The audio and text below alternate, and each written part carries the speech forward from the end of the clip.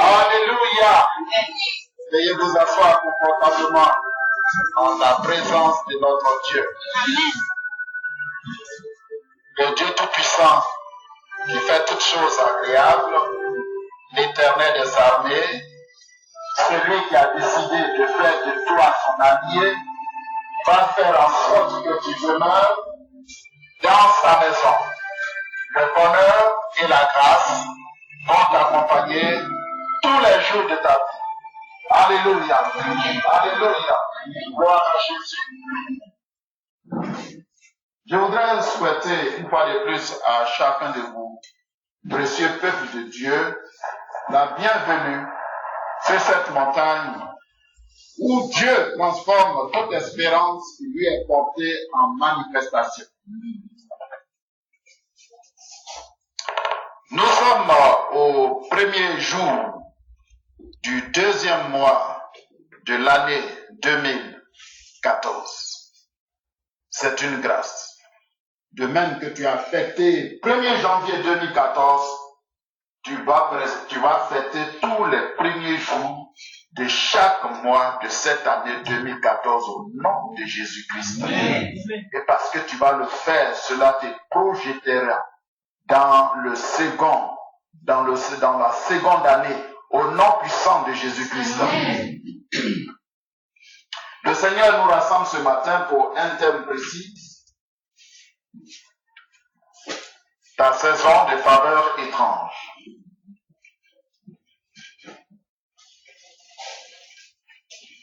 C'est le tout premier séminaire de prospérité divine pour l'année 2014. Mais il est important pour toi de savoir où tu mets les pieds. Quand tu sais où tu mets les pieds, tu peux alors maximiser toutes les ressources disponibles en cet endroit. Alléluia. Amen. Alléluia. Amen. Le fait de savoir quelque chose te poussera à plus d'assurance. Alléluia. Amen. Vous êtes à l'Église mondiale de la foi triomphante. Et cette Église est née dans le cadre du ministère global que Dieu m'a donné en m'appelant. Il a dit dans le livre de Genèse, le chapitre 3, à partir du verset 24, chassant l'homme du jardin d'Éden. Dieu décide de chasser l'homme du jardin d'Éden après un drame que nous connaissons tous. Mais au commencement, il n'en était pas ainsi. Dieu n'avait pas établi l'homme dans le jardin d'Éden pour qu'il soit chassé de ce lieu. Quelque chose s'est passé pour mettre en parenthèse les bonnes dispositions que Dieu avait pour l'homme. Dieu n'avait pas choisi l'homme, il ne l'avait pas créé pour qu'il meure, mais qu'il vive éternellement, mais la vie de l'homme dépendait de l'alliance, de sa capacité à rester dans l'alliance que Dieu a établie avec lui, qui est une alliance de prospérité divine. Prospérité divine. À ce point, je voudrais encore une fois préciser que, bien que aujourd'hui,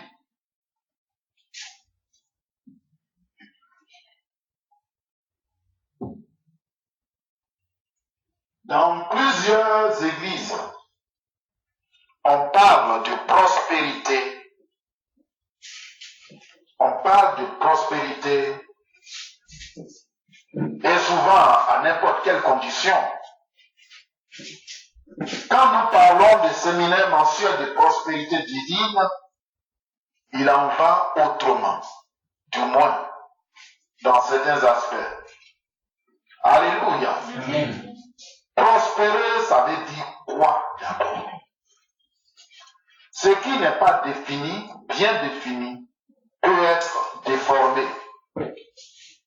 Prospérer, ça ne veut rien dire d'autre que avoir du succès, se développer.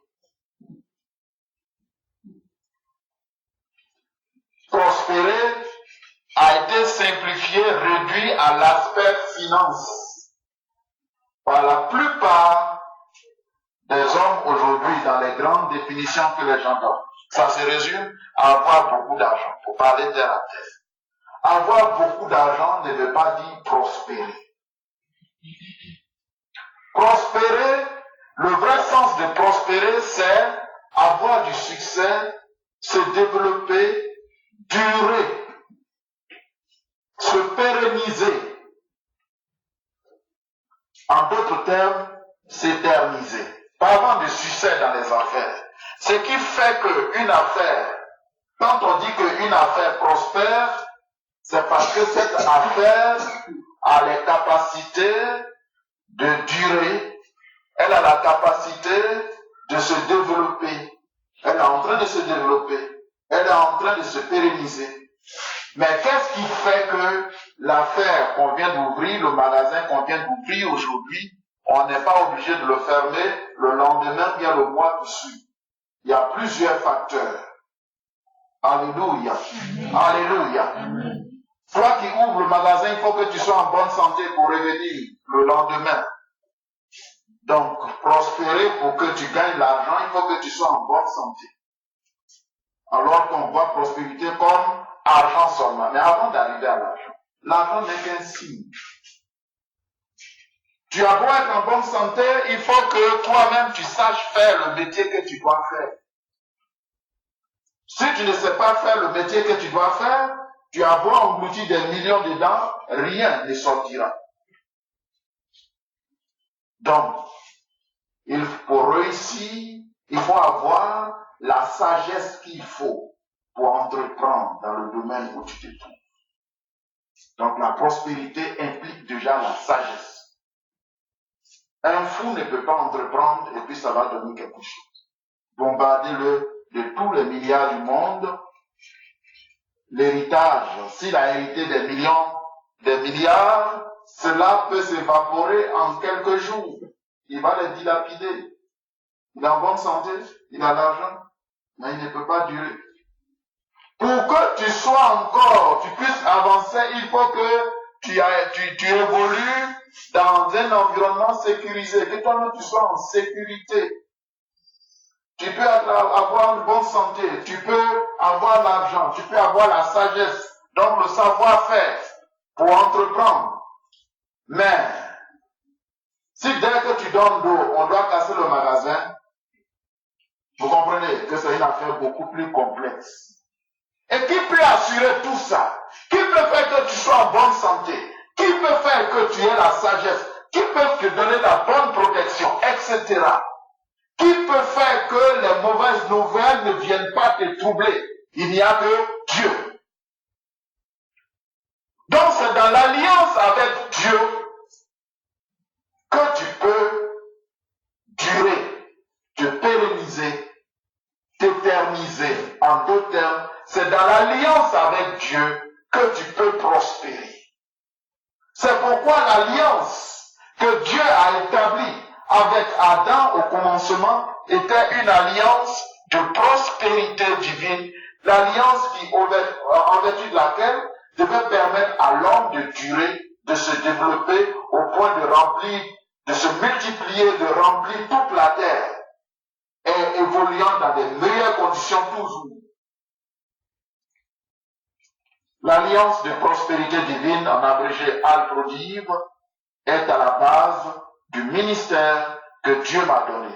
C'est ce qui a prévalu dans le jardin d'Éden.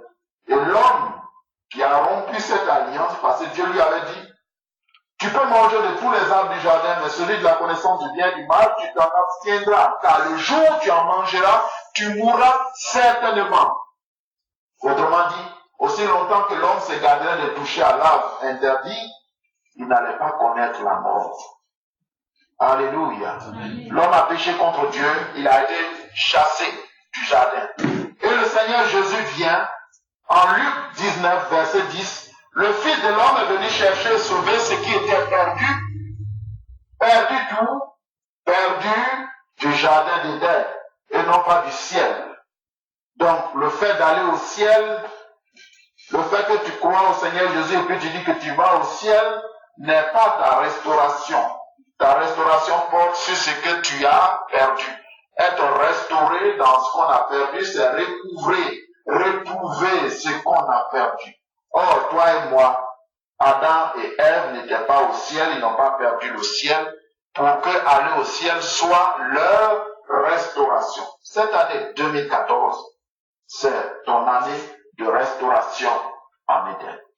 Alléluia. Alléluia. Alléluia. Jésus est venu pour détruire les œuvres du diable.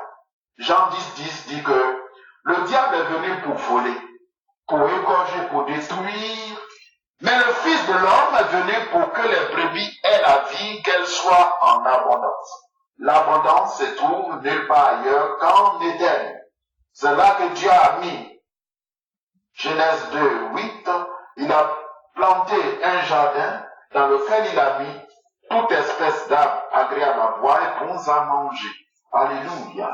Alléluia. La bonne nouvelle du Seigneur Jésus, nous comprenons. C'est la bonne nouvelle du retour en Éden. Le retour à l'ordre initial.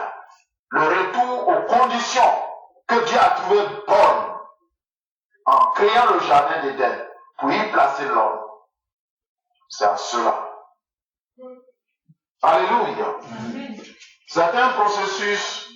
Dieu n'est pas un magicien. Il envoie sa parole. Cette année 2014, nous avons vu le mois de janvier. Dieu nous préparait déjà le triomphe de la sainteté. Oh, en milieu chrétien, surtout évangélique, cette parole, avec Dieu, nous faisons des exploits. C'est pas à partir du néant que tu fais des exploits avec Dieu. Le terme même avec là, ça veut dire quelque chose. C'est quand tu es avec Dieu que tu fais des exploits. Mais être avec Dieu, ça veut dire quoi? C'est être mis à part avec Dieu. Parce que Dieu a dit que dans ma sainteté, Somme 108, verset 8, Dieu dit, dans ma sainteté, je triompherai. Le triomphe de Dieu, ce qui fait qu'il est Dieu, qui le distingue de toutes les créatures, c'est sa sainteté jamais égalée. Satan ne peut pas simuler la sainteté. Ça lui est impossible. La Bible dit qu'il ne sait pas se tenir dans la vérité. Quand il ouvre la bouche, c'est pour mentir. Alléluia. Amen. Alléluia. Amen. Dieu nous a mis à part donc, au cours du mois de janvier 2014 pour nous préparer à des exploits. Alléluia. Amen. Alléluia. Amen. Donc, mis à part avec Dieu, nous ferons des exploits. Nous voilà en février 2014, en route pour notre restauration en Éden cette année 2014. Alléluia. Amen. Et le thème de ce mois, c'est février 2014. Sur les ailes de la foi, ma saison de faveur étrange. Sur les ailes de la foi, ma saison de faveur étrange. Bien, nous allons y aller directement. Sur les ailes de la foi, ma saison de faveur étrange. Comment est-ce qu'on peut rendre ce thème? Dieu donne des ailes à ma foi pour me favoriser de façon étrange. Voilà. Une autre formulation du même thème. Dieu donne à ma foi des ailes pour me favoriser de façon étrange. Alléluia. Amen. Alléluia. Amen. D'accord. C'est un grand thème qui va retenir notre attention tout le mois de février. Ce n'est pas aujourd'hui seulement que nous allons finir avec ça. D'ailleurs, même le mois de février ne suffira pas pour qu'on en finisse. Alléluia. Amen. Alléluia. Amen. D'accord. Aujourd'hui, nous allons avoir la première partie de ce thème. Nous allons développer ce thème en 5 parties. La première partie aujourd'hui, c'est provoquer ta saison de faveur étrange. Ce matin, c'est comment provoquer ta saison de faveur étrange. C'est de ça qu'il sera question ce matin. Demain, dimanche, la deuxième partie, c'est comprendre le mystère de la foi. Comprendre le mystère de la foi. Ça, ce sera pour demain dimanche. Je vous donne tout le plan qui va vous guider tout le mois de février. Alléluia. Alléluia. Le dimanche 2 février, c'est comprendre le mystère de la foi. Le dimanche 9 février, c'est comment avoir la foi. La foi même, comment on l'a. Donc vous voyez, on va aller de profondeur en profondeur. Comment avoir la foi? Et si tu l'as, si tu sais comment on peut l'avoir, le dimanche qui suivra, le dimanche 16, comment développer la foi? La foi, elle est évolutive. Il y a des mesures de foi. Alléluia. Amen. D'accord. Ce que la foi d'un peut faire, ce que la foi du centenier romain qui dit Jésus, moi je n'ai pas besoin que tu viennes chez moi, dis un mot, mon serviteur sera guéri. La foi du chef de la synagogue, Jairus, ne pouvait pas faire ça. Lui, il a supplié Jésus, il faut que tu viennes à la maison. Vous voyez, c'est 2 personnes qui ont des besoins urgents, mais qui s'approchent de Jésus. Jairus a supplié. Manque de peau pour Jairus, chemin faisant, il y a une femme qui avait un problème. Elle a arrêté Jésus pour que Jésus résolve son problème. Ah, ça a retardé la délégation. En le temps que Jésus dise, ma fille, la foi t'a sauvé, on vient dire de la maison de Jairus, mon ami, c'est pas la peine de fatiguer le Seigneur. La fille est déjà, elle est morte, alors on va faire funérailles. Jairus voulait pleurer. Jésus a dit, ne crains pas, pour voir seulement, allons. Donc, il a fallu que Jésus se déplace pour arriver chez Jairus pour régler le cas. Mais Jairus, le chef de synagogue, donc un homme de Dieu, le centenier romain, c'est un païen. Lui dit Jésus, je n'ai pas besoin que tu arrives chez moi. Dis un mot. Donc voilà des niveaux de foi. Il faut que ta foi soit développée pour faire certaines choses. Avec Dieu, on fait des exploits et bien. Dieu, c'est par la foi. Alléluia. Amen. Alléluia. Amen. Et la dernière partie, et donc le dernier dimanche du mois, le 23 février, comment libérer, exercer la foi pour des saisons, pour des faveurs étranges. Comment libérer, exercer la foi pour des faveurs étranges. Donc, voilà, vous êtes situés sur ce qui va se passer sur cette montagne durant le mois de février. Alléluia. Amen. Alléluia. Amen. Est-ce que nous pouvons aller? D'accord. Donc aujourd'hui, provoquer ta saison de faveur étrange. Provoquer ta saison de faveur étrange. Comme nous sommes dans le cadre d'un séminaire, je vais vous aider à prendre un peu note. Alléluia. Amen. En 2 parties, nous allons traiter ce sous-thème d'aujourd'hui. Alors, si vous pouvez le noter ainsi, grand 1, c'est d'abord comprendre la faveur divine. Comprendre la faveur divine, la faveur étrange. Comprendre la faveur divine, la faveur étrange. Et puis, vous avez le plan, comme ça, si je ne reviens pas là-dessus, vous serez orienté. Et deuxième partie, déployer les ailes de la foi. Voilà. Déployer les ailes de la foi. Ok, nous allons partir. Est-ce que quelqu'un est content d'être ici ce matin? Amen. Alléluia. Amen. Alléluia. Amen. Je dis, est-ce que quelqu'un est content d'être ici ce matin? Amen. Alléluia. Amen. Est-ce que nous pouvons acclamer alors le Seigneur ensemble?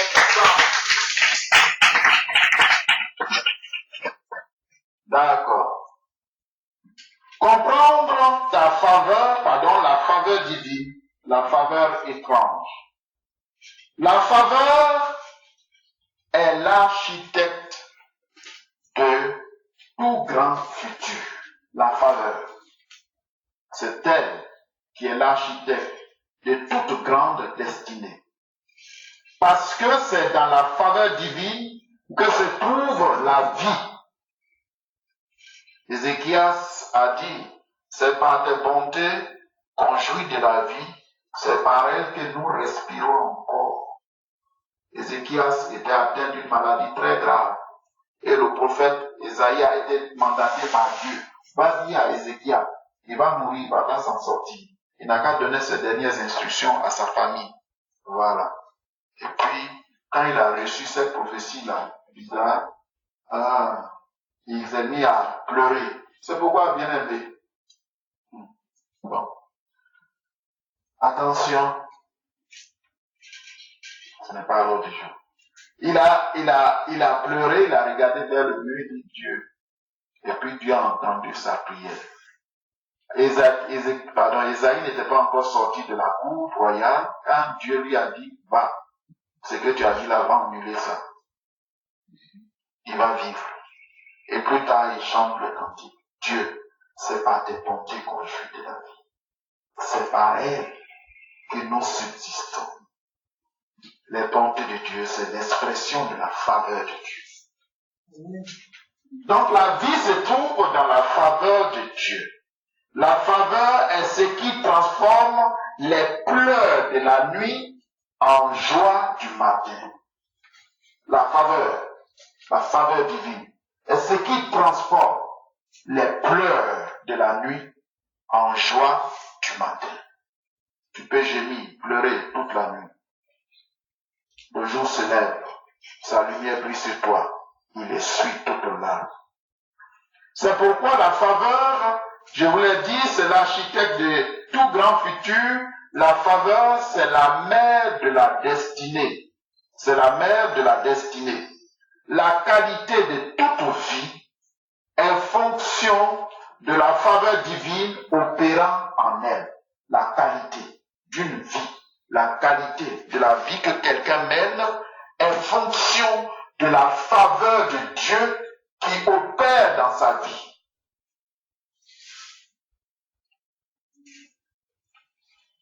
Paul a dit, je suis ce que je suis par la grâce de Dieu.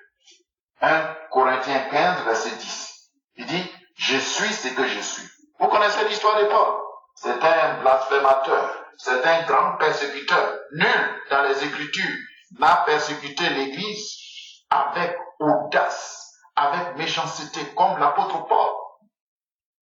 Mais comment expliquer?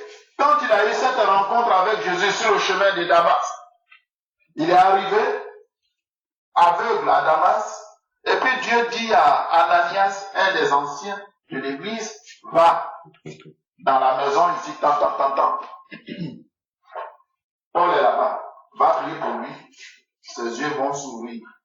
Il dit, mais Seigneur, le type là, tu me dis d'aller prier pour lui. Lui-même qui a reçu des pouvoirs pour venir nous arracher à nos familles, nous maltraiter, nous mettre en prison, tu me dis d'aller prier pour lui. Il dit non, je ne me trompe pas, je suis Dieu, je ne me trompe pas. C'est quelqu'un que je vais utiliser, c'est un instrument entre mes mains. Mais Dieu ne peut pas utiliser quelqu'un s'il n'a pas totalement brisé. Il n'y a personne, aucun, comment je vais dire ça, aucun expert qui se présente devant Dieu. Dieu, je suis là, utilise-moi. Tu as besoin de moi? Non, je suis venu pour te rendre service. Nulle part. Aucun. Quelle que soit ta position sociale. Et puis voilà. Et les gens, ça provoquait l'étonnement. Celui qui nous persécutait là, il est devenu plus zélé que nous-mêmes. C'est pourquoi il dit, par la grâce de Dieu, par la faveur de Dieu, je suis ce que je suis. Paul a travaillé plus que tous ceux qui ont mangé avec Jésus, qui l'ont vu, qui l'ont touché. Lui seul, il a écrit le tiers du Nouveau Testament. Il a eu un plus grand impact que tous ceux, même Pierre à qui Jésus dit, fais mes brebis, fais mes agneaux. C'est la faveur de Dieu. Donc, la qualité de la vie que tu mènes est déterminée par la faveur de Dieu en cours dans ta vie. Alléluia. Ainsi, il n'y a aucun accomplissement, aucun succès dans le royaume de Dieu sans la faveur divine. Aucun. Rien ne définit la destinée, rien ne définit mieux la destinée que la faveur divine.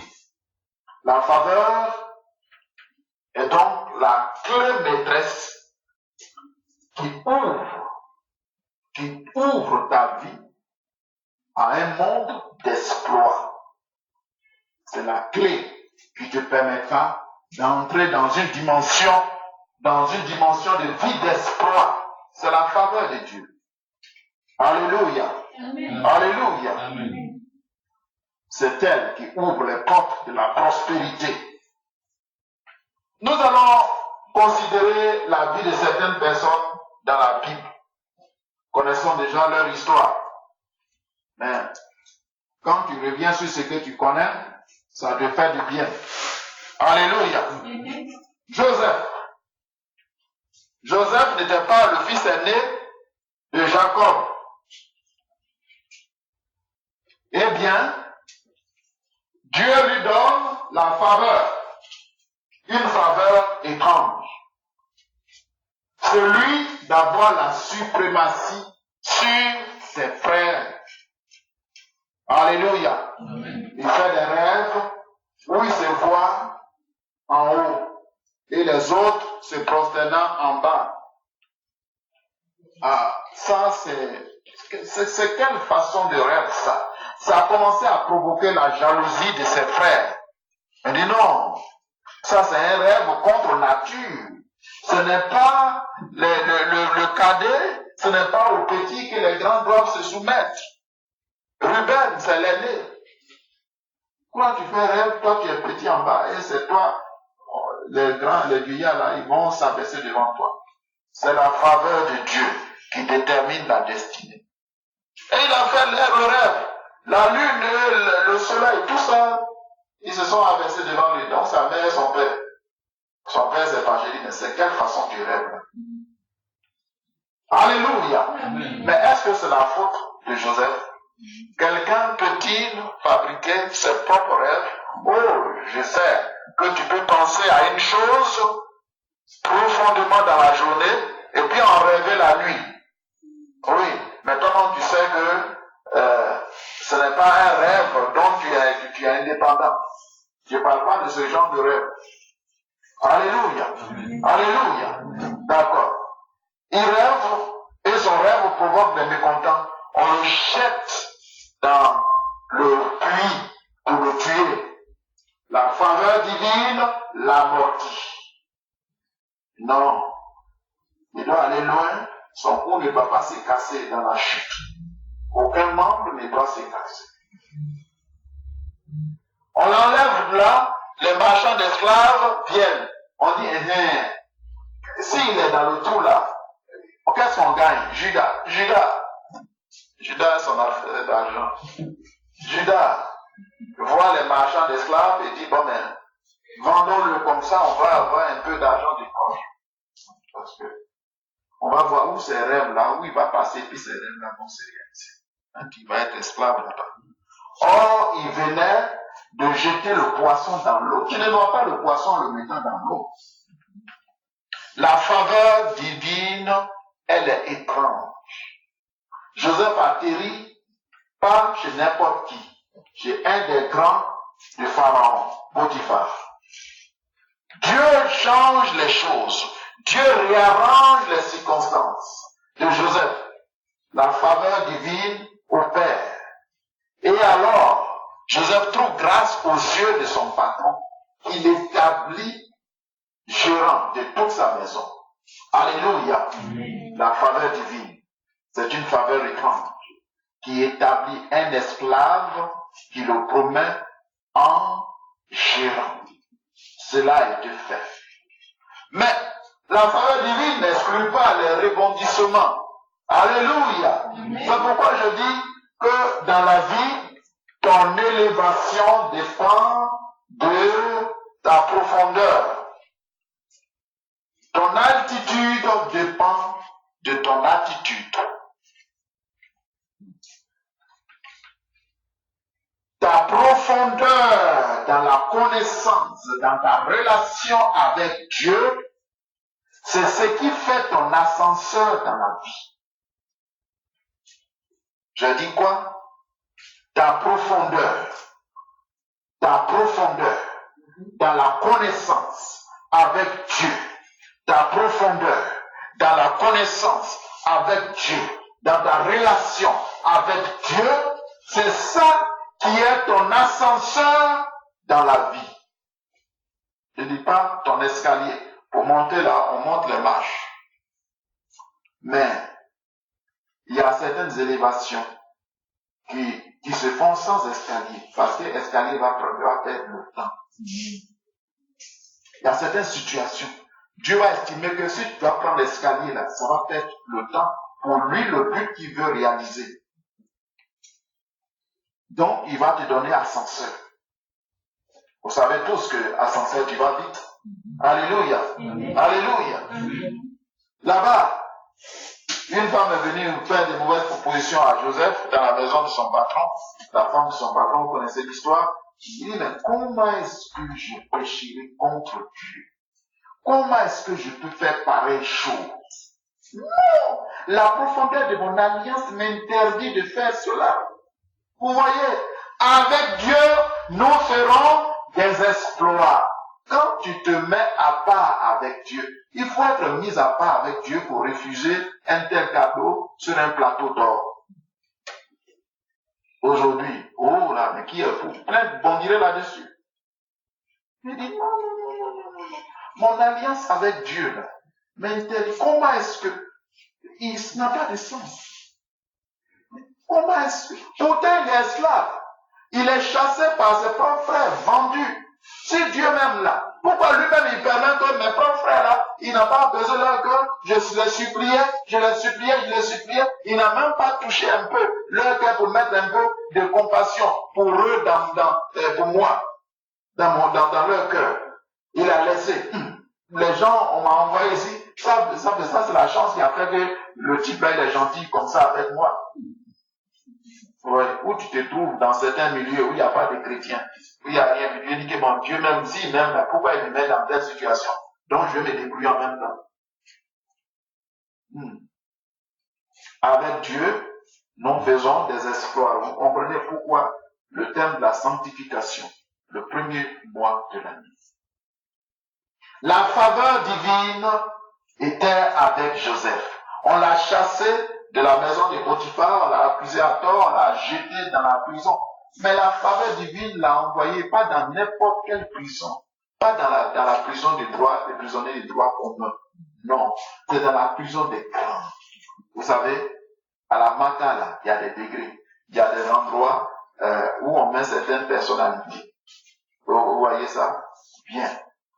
Et puis, ceux qui sont n'importe qui là, ils sont ailleurs. Dans certaines prisons même, il y a des prisons politiques. Voilà. Alléluia.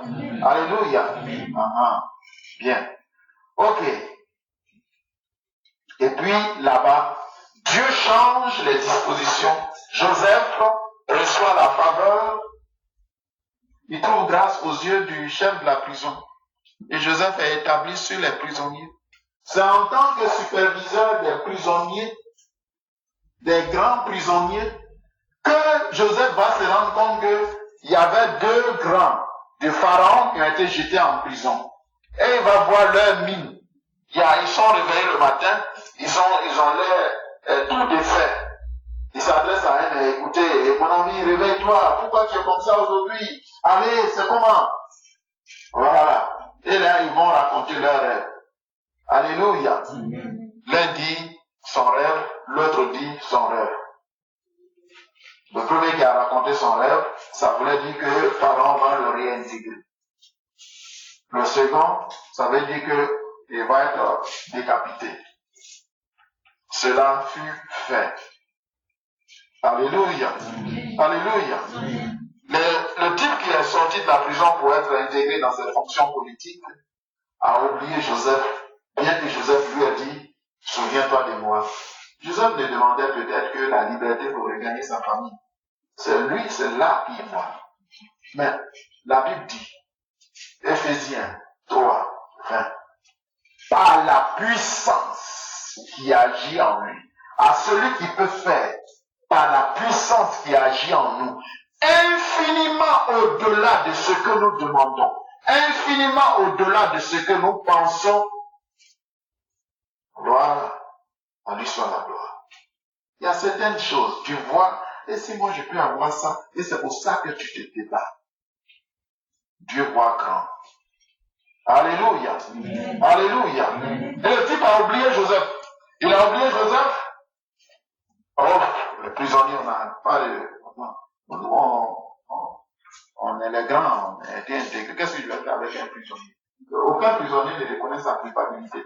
Tu vas avant quand tu vas lui demander, tu vas demander à tous ceux qui sont là, mon ami, pourquoi tu es en prison? Je n'ai rien fait, je n'ai rien fait. Les gens m'ont accusé à tort. C'est comme ça tous les prisonniers. Je n'ai rien fait. Oh, comme ça, lui dit qu'il n'a rien fait avec la femme de son patron. Je n'ai rien à foutre avec lui. Il a oublié Joseph. Mais la faveur divine va contraindre. C'est une puissance. Elle va contraindre ceux qui t'ont oublié à se rappeler de toi malgré eux. C'est cela. Le type pouvait se souvenir de Joseph autrement. Mais là, il y a un drame. Le roi, le pharaon, a fait un rêve. Son rêve le trouble. Aucun sage d'Égypte, aucun magicien d'Égypte, aucun mage, aucun astrologue, aucun sorcier, aucun féticheur d'Égypte n'était assez compétent pour donner au roi d'Égypte l'explication du songe et apaiser son cœur. Pour ton élévation, Dieu va frapper d'incompétence tout ce qui tourne autour. Et toi, tu vas arriver comme la solution tant attendue au nom puissant de Jésus-Christ. Dans le domaine des affaires, cela sera ton bagage. Les concurrents seront frappés de nullité, de médiocrité, de telle sorte que ta proposition sera retenue comme la meilleure. Ils ont dit de Joseph, trouverons-nous un homme aussi sage dans lequel habite l'Esprit de Dieu? Puisque ton Dieu t'a révélé tout ça, Joseph, prends en même temps la place.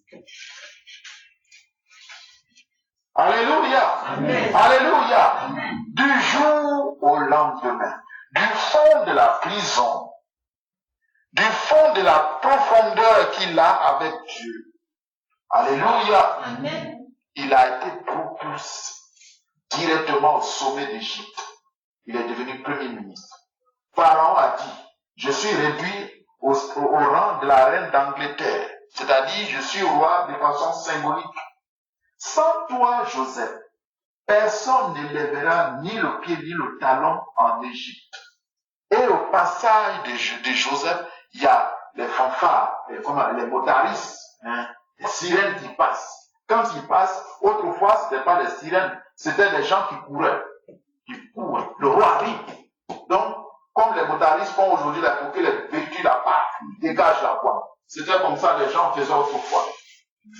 Et quand Joseph va arriver, avec, qui veut dire à genoux, comment on appelle, en égyptien, voilà. Alléluia. Amen.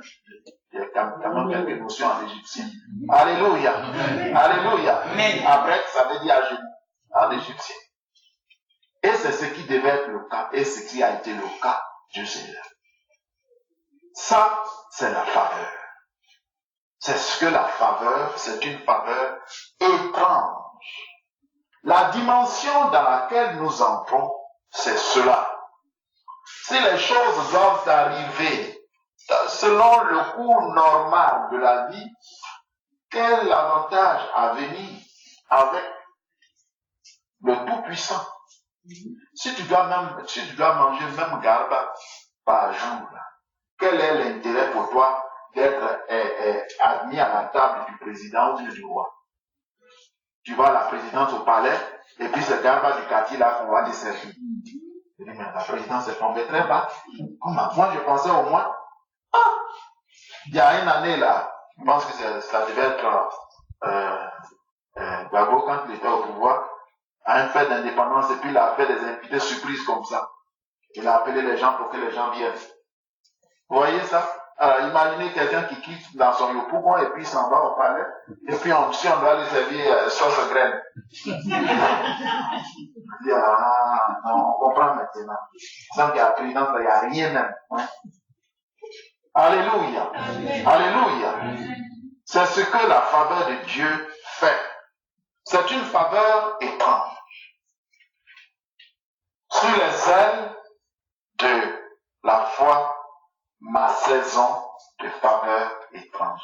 Ta restauration, là, dont il est question, en cette année 2014, ta restauration ne va pas se faire aux conditions ordinaires. Parce que celui qui te met en captivité n'est pas prêt à te laisser partir. C'est ça la réalité. Regardez, même dans le monde aujourd'hui, aucun royaume qui exploite un autre ne laisse partir, ne n'accorde l'indépendance aussi simplement comme ça parce que les habitants de ce royaume réclament l'indépendance. Vous avez pas vu ça? Non, jamais de la vie. Même dans notre monde décivilisé aujourd'hui, regardez les rapports entre les anciennes puissances colonisatrices et celles qui étaient colonies hier. Les gens, ils lâchent pas prise. Ça change, on met un peu de vernis, mais au fond, le problème demeure le même.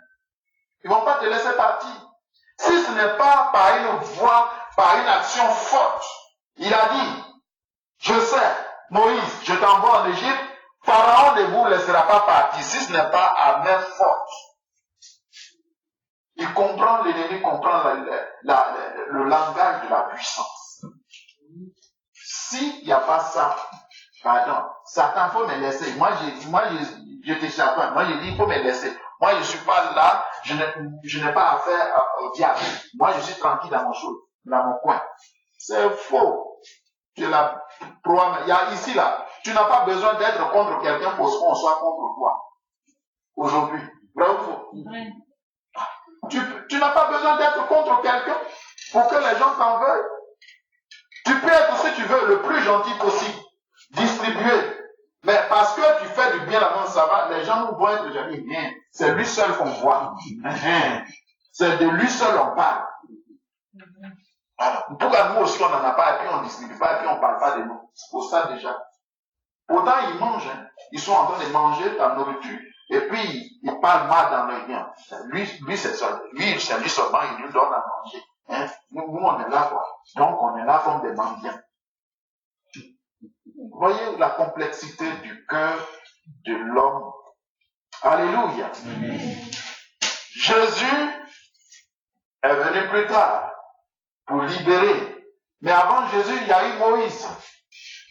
Puisque nous parlons du retour en Éden.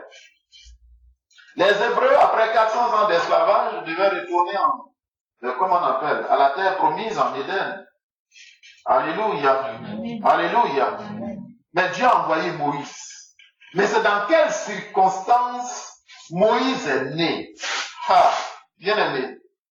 Au moment où il y avait un décret royal, Pharaon a décidé que les frères de Joseph, qui est devenu premier ministre, et qui a demandé, Pharaon a demandé à ses parents de venir en Égypte. Ils sont restés en Égypte, ils sont multipliés et ça a commencé à effrayer Pharaon. Il dit, bon, les Hébreux sont nombreux, hein, ça là, il peut devenir une armée forte un jour, et puis ils vont nous faire du mal. On va commencer à les persécuter. Donc, décret royal, tous les mâles, dès qu'une femme accouche, si c'est un garçon qui naît, quick, on le tue. Et comment? On prend le bébé, si on le tuait, on l'étouffait simplement. On prend le bébé, on va le jeter dans les nids pour que les caïmans, les crocodiles s'en réparent. Et c'était comme ça. C'est dans un contexte là que Moïse va naître. Alléluia. Amen. Mais c'est pourquoi je vous dis que la faveur de Dieu est la mère de la destinée. La faveur de Dieu était sur cet enfant. C'est la faveur de Dieu qui a bâti la destinée de Moïse. Moïse, ses enfants, c'est quel parent qui voit son enfant naître et qui va le jeter de bon cœur dans le Nil? Jamais. Mais il est dit que les parents de Moïse, ils ont vu l'enfant était beau, mais qui ne voit pas son bobo et son bébé est beau? Y a-t-il une femme qui considère que son bébé, je vais dire bien formé là, que c'est un bobo, donc lui il mérite la mort pour faire plaisir au roi? Jamais. Les parents de Moïse avaient les mêmes dispositions du cœur que les parents des autres bébés qui sont morts. Et elle croit bien faire prendre l'enfant, le mettre dans le panier, et puis elle le met sur l'eau. Pour ne pas qu'il meure devant ses yeux. Mais c'est là que les crocodiles sont. Le bébé est sur l'eau. Mais une vague là, quelque chose tombe, un mouvement, quelque chose tombe. Le panier là, ça peut se renverser. Mais quelle est la main invisible qui a porté le panier dans lequel se trouvait Moïse et aucun, les carnivores là, les carnassiers là, et ils ont le flair du sang, ils ont le flair de tout ce qui est frais. Alléluia. Alléluia. Mais ils n'ont pas pu renifler le bébé qui était là. Jusqu'à ce que les vagues le conduisent là où Dieu orchestre les événements. La fille de Pharaon s'en va nager près de la piscine de la fille de Pharaon. C'est trop beau pour être vrai, dit longtemps. Mais pourtant c'est vrai. Et c'est ce qui va t'arriver. Quand tu rendras témoignage, toi-même, tu vas. Il y a une sœur que Dieu a tellement bénie, madame. Dieu a tellement béni que elle n'arrive plus à dormir. Elle n'arrive plus à dormir. Son cœur est dans la joie. Son cœur est dans la joie. Jusqu'à c'est devenu un problème pour elle. Vous savez, elle est partie voir le pharmacien. Elle dit, je suis pharmacien. Bon, est-ce que vous pouvez me prescrire quelque chose? Mais attendez, je vais vous dire, je ne suis pas malade. Je ne suis pas malade. Ce n'est pas que je suis malade. Mais je n'arrive pas à dormir. Je suis tellement dans la joie. Est-ce qu'il n'y a pas quelque chose qu'on peut faire pour que je puisse... Vous voyez ça? Le niveau de bénédiction, quelqu'un peut dire que... Parce que si vous connaissez son histoire, Dieu l'a pris au-delà. Mettez-vous dans la peau de Joseph. Esclave, prisonnier, étranger. Il avait tous les défauts sociaux. Il est esclave, il est prisonnier, et puis il n'est pas dans son propre pays. Qui va, toi dans ton cas là, c'est foutu. Et puis c'est quelqu'un comme ça, là, on dit qu'il va devenir premier ministre d'un pays, d'un royaume. À l'époque, l'Égypte était considérée comme les États-Unis aujourd'hui. C'est pas n'importe quelle puissance. Alléluia. Amen. Moïse naît et la faveur, Dieu lui fit trouver grâce aux yeux de la fille du Pharaon. Elle savait que c'était un enfant hébreu. Mais, bon, personne ne s'en apercevra. Moi, je vais l'adopter. Dieu a fermé les yeux. Ça dit que même ceux qui ont pris le décret pour nuire aux Hébreux là, c'est eux-mêmes qui vont élever leur propre destructeur. Alléluia. Amen. Les voies de Dieu sont insondables. La faveur divine, c'est elle qui fait la différence. Et les Hébreux, finalement, Moïse vient et Dieu donne des instructions. 430 années d'esclavage finissent en l'espace d'une nuit. Mais pendant 430 ans, ils ont travaillé. C'était des années de travaux forcés. Nous, on a nos parents, nos grands-parents, je vais dire, ont goûté un peu. Dans les livres d'histoire, nous apprenons ce que c'est les travaux forcés en Afrique, en Côte d'Ivoire. Tu n'as aucun droit. Tu travailles, il n'y a pas de salaire. Ce n'est pas que tu travailles et puis on va te donner. Non, non, non. On ne te donne pas un salaire de misère. Non, tu travailles sans contrepartie. Et tu travailles. C'est pas. Nous, nos travaux forcés, ça a duré combien d'années? Les années d'indépendance, 1900. C'est là que ça a démarré. Mais avant 1900, là, on a eu nos indépendances. Même si les Blancs sont là toujours, mais ça a été attenu. Il n'y a personne qui est en train de pousser les billes et bois aujourd'hui. Non, ça n'existe pas. Alléluia. Mais pour les Hébreux, c'est 100 ans multiplié par 4 et puis on ajoute 30 ans encore. Imaginez, quelqu'un est né, la génération au cours de laquelle ces travaux forcés-là ont commencé, le type est mort dans la misère. L'enfant qui est né, lui également, il est mort dans la misère. Son enfant qui va faire, la deuxième génération, va croire quoi? Que ça a toujours été ainsi. Que ça a toujours... Non, c'est pas le mensonge de Dieu. Parce que si tu ne connais pas les promesses de Dieu, le fait qu'il y a la maladie, que ça dure, ça ne veut pas dire que toi, c'est ton terminus. La situation inconfortable qui vient là, elle est là, elle n'est pas à sa place. 430 ans d'esclavage. Ils ont bâti les pyramides d'Égypte. Mais ce n'est pas ce que Dieu a dit. Il y a un temps. Il dit à Moïse, après cela, je vais juger sévèrement la nation qui va exploiter tes enfants. Alléluia. Amen. Alléluia. D'accord. La faveur. Nous sommes en train de voir ce que la faveur dit, la faveur étrange. Pour que tu saches ce que renferme ta saison de faveur étrange, je t'expose ce que ça fait déjà. Alléluia. Amen. Alléluia. Amen. La foi vient de ce qu'on entend. Et ce qu'on entend vient de la parole de Dieu. C'est ça qui va déployer les ailes de la foi.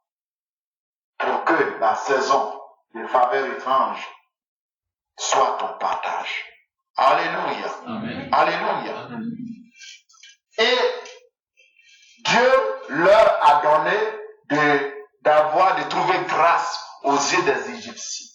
Ce matin-là, ou bien plutôt cette nuit-là, tous les Hébreux se rendent devant leurs voisins. Et se rendent devant leurs voisins pour demander quoi? Pour demander l'or et l'argent. L'or et l'argent d'Égypte a changé de main cette nuit. Au moment où les Hébreux étaient dans la joie, tous les Égyptiens, y compris leurs animaux, c'était des cris de pleurs. Donc, dans ces conditions-là, il y a des choses, il y a des situations, il ne faut pas jouer les sentiments. Parce que tu n'es pas plus amour que Dieu. Quand Dieu veut faire quelque chose, là, en tiens-toi à ce que Dieu fait. Alléluia. Amen. Tu ne peux pas aimer, peut-être même c'est ton enfant. Tu vas dire, c'est mon enfant. Mais l'enfant que tu viens de mettre au monde, tu ne l'aimes pas plus que Dieu aime cet enfant. Je mets toutes les mères du monde au défi. Y a-t-il une mère qui peut aimer son enfant plus que Dieu aime? Parce que Dieu m'a dit dans sa parole, une mère peut-elle abandonner son enfant? C'est parce qu'il est conscient que la mère aime naturellement son enfant. Il dit non. Il dit même si elle abandonne, donc il y a la possibilité qu'une mère abandonne. Même si elle abandonne le fruit de ses entrailles, moi l'Éternel, je ne vais pas l'abandonner. C'est-à-dire que l'amour qu'il a pour toi là, c'est plus fort que l'amour que ton père ou bien ta mère ou bien ton frère, un proche peut avoir pour toi. Donc que personne ne s'abuse en pensant qu'il aime quelqu'un plus que Dieu l'aime. Quand Dieu a sa solution, on s'en tient à cela. Dieu veut redresser une situation, Dieu va le faire. Alléluia. Amen. Alléluia. Amen. C'est pourquoi il a dit, bon, dans certaines mesures, c'est vraiment difficile, mais on va s'en tenir à ce qui est à l'ordre du jour aujourd'hui. Dieu dit à tous ces Égyptiens, éprouvés, où ils pleurent. Hébreux, allez maintenant, demandez-leur pendant qu'ils sont en train de pleurer, donnez-moi votre or, donne-moi ton or, donne-moi ton argent, donne-moi ton or, donne-moi ton argent. C'est qui? C'est nous les Hébreux. Donne-moi ton or, donne-moi ton argent. Prends. On vous a assez vu parce que c'était la 10e plaie. Hein? Prenez ça, prenez, vous allez partir. Les gens, ils ont dépouillé les Égyptiens. Ça, c'est la faveur de Dieu. C'est écrit. Dieu fit trouver grâce. Il dit, je vous ferai trouver grâce aux yeux des Égyptiens et vous allez les dépouiller. Voilà. Pourquoi? C'est normal. 430 ans sans salaire. Vous comprenez, non? Ah bon. 430 ans sans salaire. C'est la restauration. Dieu permet que le pouvoir économique change de main. Bien-aimé, écoute donc cette révélation que le Seigneur apporte dans sa parole. Tu le sais, les choses iront de mal en pis. Les temps seront toujours de plus en plus difficiles, n'est-ce pas? Si je te parle comme ça, il ne t'entendra rien. Mais la bonne nouvelle est que la Bible dit que l'Église des derniers temps sera une Église très forte. Le pouvoir économique changera de main. Il dit, les ténèbres couvrent la terre. Ésaïe 62. Mais sur toi s'élève la lumière de l'Éternel. Lève-toi et prie. Et comment ça sera? Ce sera par faveur. Ecclésiaste chapitre 2 verset 24 dit que Dieu donne aux méchants d'amasser pour transférer ce qu'il a amassé entre les mains de l'homme qui lui est agréable.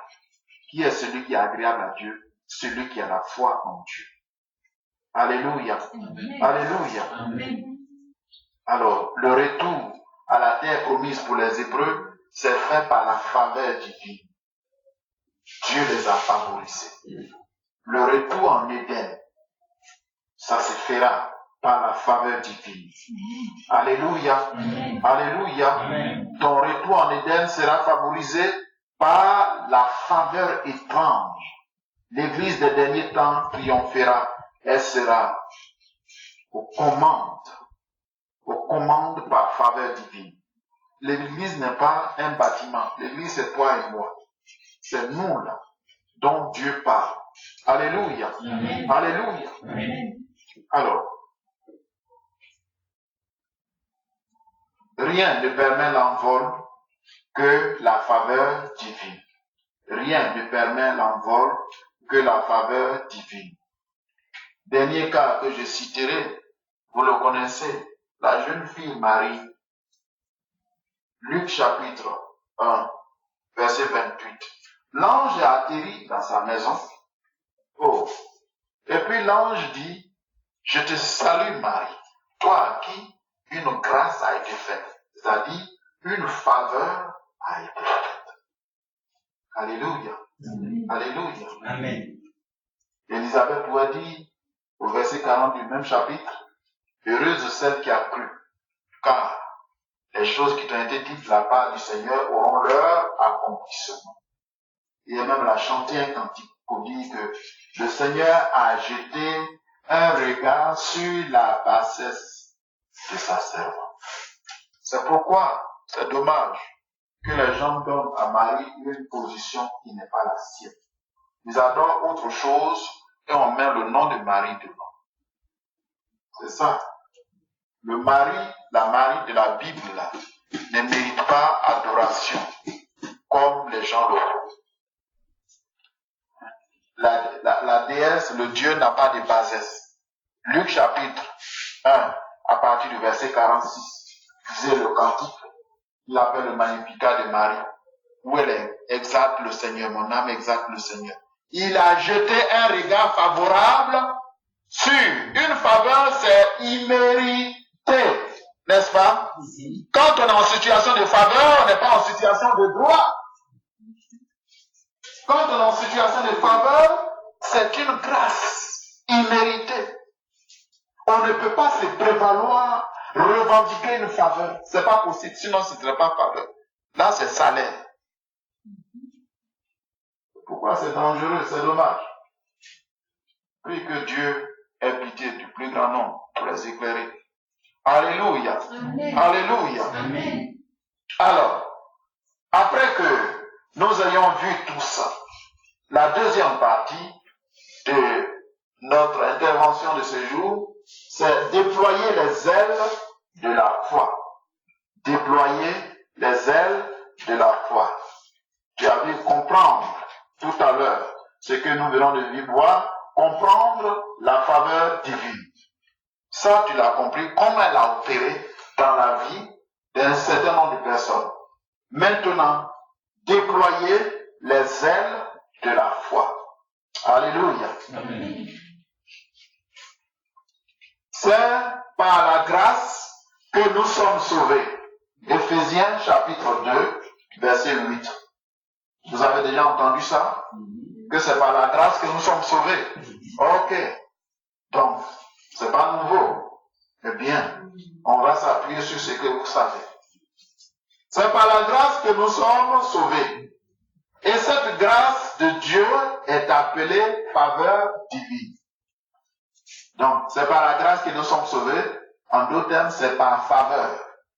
Parce que rien n'obligeait Dieu à venir sacrifier son fils pour nous. Il dit, à peine mourrait-on pour un homme de bien.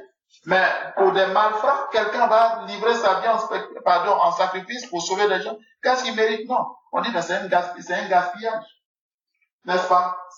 Voilà. Alléluia. Qu'est-ce qu'il mérite qu'une poubelle pleine d'ordures que les gens sont en train de prendre pour aller jeter, quelqu'un court après, pour dire, hé, envoyez le sac là, qui pue là, envoyez. Bon, monsieur, c'est quoi? Non. Je vous donne 15 millions, donnez-moi ça. Alléluia. Alléluia. Amen. Mais cette faveur divine, cette grâce, source de salut pour tous les hommes. La Bible dit, la grâce de Dieu, source de salut pour tous les hommes, a été manifestée. Titre 1, titre 2, verset 11. Titre 2, verset 11. La grâce de Dieu, source de salut pour tous les hommes, a été manifestée. Ok. Cette faveur divine, cette grâce de Dieu, source de salut pour tous les hommes, repose sur la foi. Je dis, ce que vous savez là, c'est par grâce que nous sommes sauvés, Éphésiens 2, 8. C'est par le moyen de la foi. C'est par la grâce que nous sommes sauvés, cela par le moyen de la foi. Alléluia. Amen. Alléluia. Amen. C'est par la grâce que nous sommes sauvés, par le moyen de la foi. Alors, cette faveur divine qui nous sauve repose sur la foi. La foi est donc le canal, le moyen qui nous permet de puiser aux eaux du salut. La foi est le canal, est le moyen qui nous permet de disposer du salut. C'est un puissant moyen que Dieu a utilisé pour sauver les Hébreux en Égypte. La foi, c'est ce que Dieu a utilisé pour sauver les Hébreux en Égypte. Vous connaissez l'histoire. Il leur a dit dans cette fameuse nuit-là, tuez un agneau, prenez son sang, mettez sur les lintels de la porte, restez à l'intérieur et vous aurez la vie sauve. Oh, c'est pas la première fois qu'il manque des agneaux en Égypte. C'est pas la première fois qu'on verse le sang des agneaux. C'est un acte banal pour des bergers. Comment est-ce là notre salut doit se trouver en ça? Oui, ils l'ont fait en mettant confiance, leur foi là-dedans. Et personne n'est sorti pendant cette nuit-là. Et de leur maison, ils entendaient des pleurs à toi. Alléluia. Amen. Alléluia. Amen. Et comment Dieu va rendre cela de façon symbolique, imagée? Exode, prenez votre Bible, maintenant vous pouvez les ouvrir. Exode chapitre 19, verset 4. Exode 19, verset 4. Exode chapitre 19, verset 4. Exode 19, verset 4. Bien, c'est Dieu qui parle. Je lis. Il dit, vous avez vu ce que j'ai fait à l'Égypte et comment je vous ai porté sur des ailes d'aigle et amené vers moi. Vous avez vu ce que j'ai fait à l'Égypte. Comment je vous ai porté sur des ailes d'aigle pour vous emmener vers moi. Ils ont été portés comment? Sur des ailes d'aigle. Dieu dit, c'est quand ils sont sortis maintenant d'Égypte, ils étaient dans le désert là-bas, en route pour la terre promise. Dieu dit, vous avez vu ce que j'ai fait aux Égyptiens? Comment sur des ailes d'aigle, je vous ai porté pour vous emmener jusqu'ici. Alléluia. Amen. Alléluia. Amen. D'accord. Ainsi, Dieu a porté les Hébreux sur des ailes d'aigle pour leur retour en Éden. Bien. C'est également la même chose pour nous aujourd'hui. C'est également la même chose pour nous aujourd'hui. Chacun est sauvé par sa foi. Jésus a dit quoi? Ta foi t'a sauvé. N'est-ce pas ce qu'il dit? Il veut tirer quelqu'un d'affaire. Il dit, crois-tu que je peux faire pour toi? Il dit oui. Il dit, ta foi t'a sauvé. Il n'a pas dit tes pleurs t'ont sauvé. Il regarde encore à une autre personne. Il dit, mais crois-tu capable de faire ce miracle? Les Hébreux les aveugles ont approché Jésus et puis ils lui ont demandé, aie pitié de nous. C'était encore un autre groupe de lépreux. Aie pitié de nous, ils étaient une dizaine. Croyez-vous que je puisse le faire pour vous? Oui. Allez-y, vous montrez au sacrificateur. C'est ta foi. Ce ne sont pas tes pleurs qui vont te tirer d'affaire. C'est ta foi qui te sauvera. Alléluia. Amen. Alléluia. Amen. Ta foi te sauvera et non pas la foi de quelqu'un d'autre. Bien aimé, c'est un domaine exclusif. C'est pourquoi il dit que tu ne peux pas aimer ton frère, ta soeur, ton fils, ta fille, ou bien même ton mari, ta femme, au-delà d'un certain seuil. Il n'y a personne, je ne sais pas, de tous ceux qui décèdent là, ils sont issus des parents qui les aiment. Vous n'avez pas vu quelqu'un, on l'a fille est mort, et puis ça fait tellement mal à sa femme, elle dit que non, c'est mon cadavre, vous allez mettre d'abord en bas, puis vous posez son cercueil ici. Vous avez une fois vu ça? La douleur ne va pas la pousser jusqu'à ce point. Alléluia. Même les sœurs de Lazare ont dit qu'il était devenu infréquentable au 4e jour de son enterrement. Jésus dit, où vous l'avez mis? On dit, il sent. Jésus, c'est pas la peine d'aller là-bas. Or, Jésus était venu pour tirer Lazare du tombeau. Mais ses sœurs qui prétendaient l'aimer, hélas, si tu avais été là, oh Seigneur, si tu avais été là, notre frère ne serait pas mort, hélas. Jésus dit, non, mais je suis venu pour que votre frère vive. Où vous l'avez mis? Il dit, non, Jésus, c'est pas la peine, il est infréquentable. Il sent déjà. La situation va se sentir aux yeux de certaines personnes et tu deviens infréquentable. Mais le Seigneur vient pour te tirer de là. Au nom puissant de Jésus-Christ. Amen. Alléluia. Amen. Alléluia. Amen. Alors, chacun est sauvé par sa propre foi pour échapper à l'enfer. Donc, si chacun est sauvé par sa propre foi, cela implique que chacun est porté par son propre aigle. Vous comprenez? Si chacun est sauvé par sa propre foi, ça veut dire que chacun est sauvé, il est porté par son propre aigle qui va l'envoyer hors de danger. Vous savez comment je vous ai fait porter sur les ailes d'aigle. Vous avez vu ce que j'ai fait aux Égyptiens. Comment je vous ai amené vers moi en vous portant sur des ailes d'aigle. C'est comme ça que Dieu parlait aux Hébreux. Alléluia. Amen. Alors, sur les ailes de ton propre aigle, sur les ailes de ton propre aigle, c'est-à-dire sur les ailes de ta propre foi. Mais tout aigle qui doit voler, tout aigle qui doit voler, un aigle d'abord c'est quoi? Les enfants. Un aigle c'est quoi? Il a 4 pattes, non? Un aigle. C'est quoi? Oui, mon petit, oui. C'est un gros oiseau. Acclamons le Seigneur pour vous. Alléluia. Un aigle, c'est un gros oiseau. C'est un grand, c'est un oiseau de distinction royale.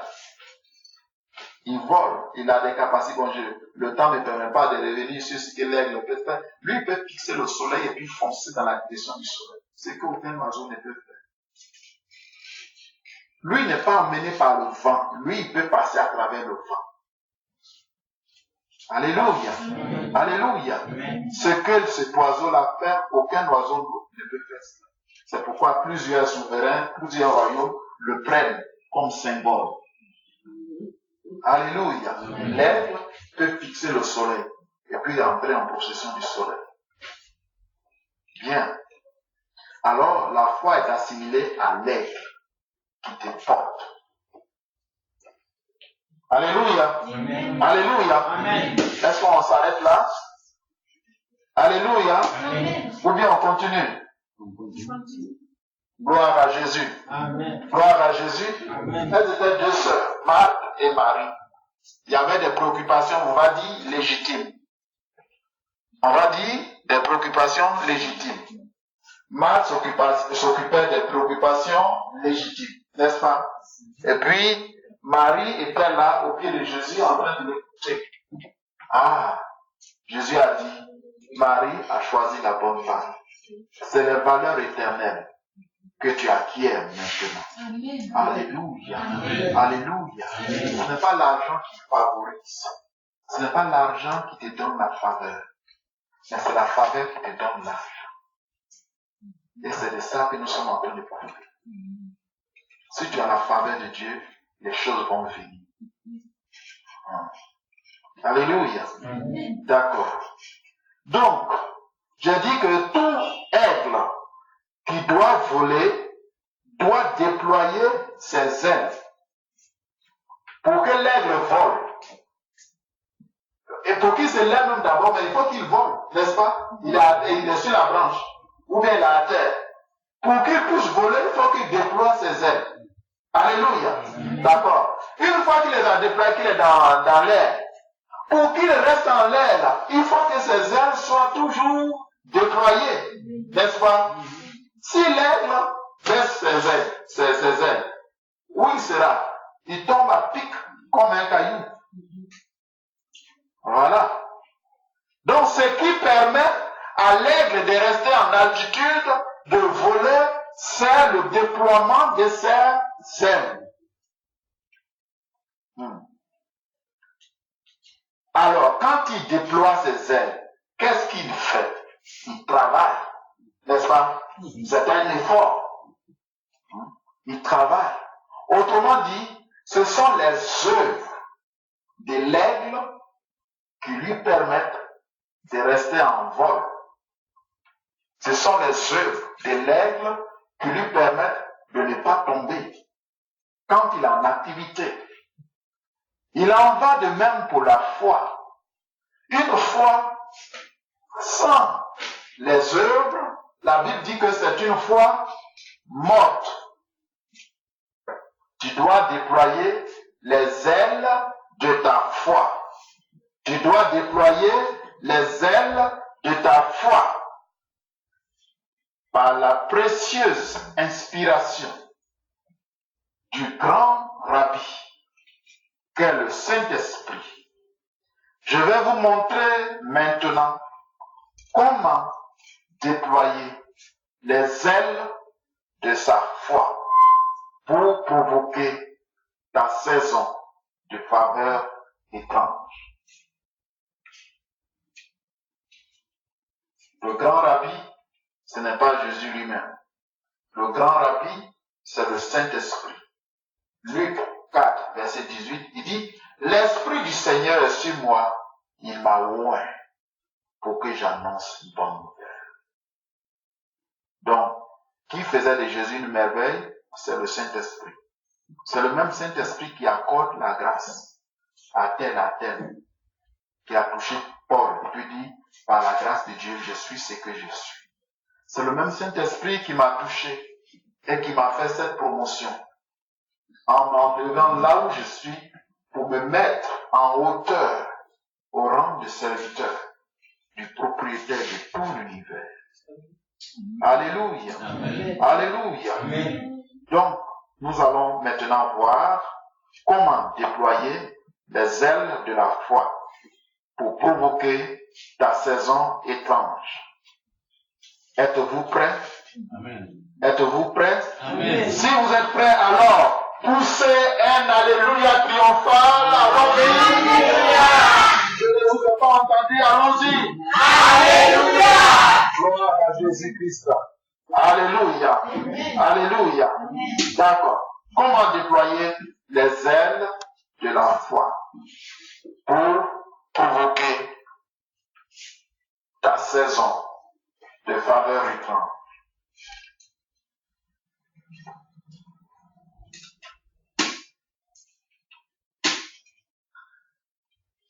Alors, la foi sans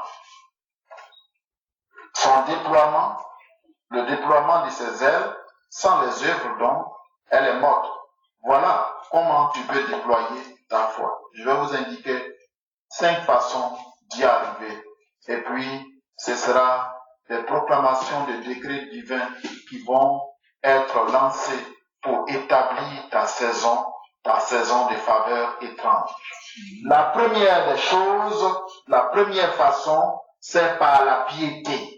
La piété ou la consécration. Nous l'avons déjà entamé. Certains croient que, oh, Dieu est bon. Dieu est bon, Dieu est si amour. Est-ce que parce que Dieu est bon, Dieu favorise les gens que nous devons demeurer dans le péché? Romains 6, verset 1 dit que demeurions-nous dans le péché, pécherons-nous pour que la faveur de Dieu, la grâce de Dieu abonde? Nullement non. La grâce de Dieu ne signifie pas que nous allons persévérer dans le mal. Alléluia. Amen. Psaume 1, verset 1, tout le psaume 1. Heureux l'homme qui ne marche pas selon la voie des pécheurs, qui ne s'assied pas en compagnie des moqueurs, etc. Vous connaissez. Il est comme un arbre planté auprès d'un courant d'eau. Il porte ses fruits en toute saison.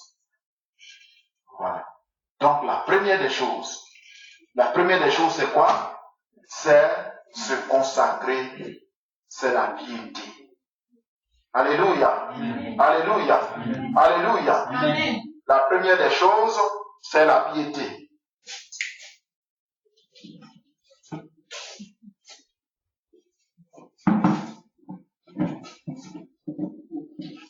Gloire à Jésus. Amen. Gloire à Jésus. Amen. La première des choses, c'est la piété.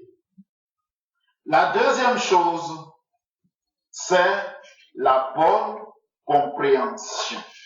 La bonne compréhension. Voilà ce qui te permet d'avoir des faveurs étranges. Ce qui provoque des faveurs étranges. Proverbe chapitre 13, verset 15. Proverbe 13, verset 15. Je lis pour vous. Proverbe chapitre 13, verset 15. La bonne compréhension. Une raison saine a pour fruit la grâce, mais la voie des perfides est rude. Une raison saine, c'est-à-dire la bonne compréhension, a pour quoi? A pour fruit la grâce, la faveur. Selon certaines traductions plutôt, c'est la faveur. Quand tu arrives à comprendre les profondeurs de Dieu, autrement dit, ce verset, cette réalité est mieux exprimée encore dans 2 Pierre chapitre 1 verset 2. Il dit, 2 Pierre chapitre 1 verset 2 dit que sa divine puissance nous a donné tout ce qui contribue à la vie et à la piété. Par quel moyen? Par le moyen de la connaissance. Voyez? Donc, c'est la connaissance qui te permet de rentrer dans les profondeurs des grâces de Dieu. Si tu ignores tout de Dieu, tu seras dans le noir. Tu ne recevras rien. Ainsi, plus nous recevons des révélations dans notre marche avec Dieu, plus nous obtenons des faveurs de la part de Dieu. L'ignorance est ce qui tue. Il dit, mon peuple périt par manque de connaissance. Quand tu connais Dieu, c'est quoi je vous disais? Ta profondeur dans la connaissance avec Dieu, ta profondeur dans ta relation avec Dieu constitue ton ascenseur dans la vie. C'est ça qui va t'élever. C'est pourquoi je dis, la qualité de la vie d'un homme est déterminée par la grâce, la faveur qui opère dans sa vie. Si Paul a pu travailler comme il a pu le faire, c'est quelque chose qui est à la base. Il a reçu plus de connaissances, de révélations que n'en ont eu les autres apôtres. La bonne compréhension.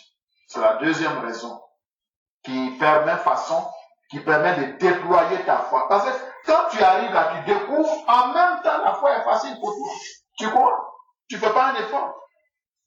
Quand la révélation est là, aussitôt la foi est enclenchée parce que le but de Dieu en te révélant, c'est pour susciter la foi. Aussitôt, tu n'as pas d'effort à croire. Mais comment peux-tu croire quand tout est flou?